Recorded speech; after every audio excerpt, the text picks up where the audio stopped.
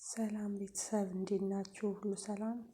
ለቤቴ አዲስ የሆናችሁ የደውል ምልክት እየተጫናችሁ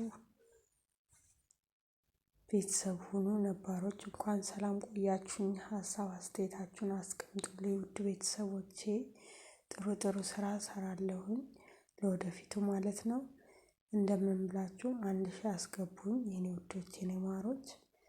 ሀሳባችሁን አስተያየታችሁን አስቀምጡልኝ። ይህንን ምግብ እንዴት እንደሰራሁኝ ማወቅ የምትፈልጉ ካላችሁ በስደት ዓለም ኮሜንት ላይ አስቀምጡልኝ፣ መልስላችኋለሁ። እንጀራውን እንዴት አድርጌ እንደጋገርኩት ማለት ነው ሙሉ አሰራሩን አስቀምጥላችኋለሁ። ለቤት አዲስ የሆናችሁ የደወል ምልክት ተጫኑ። ደህና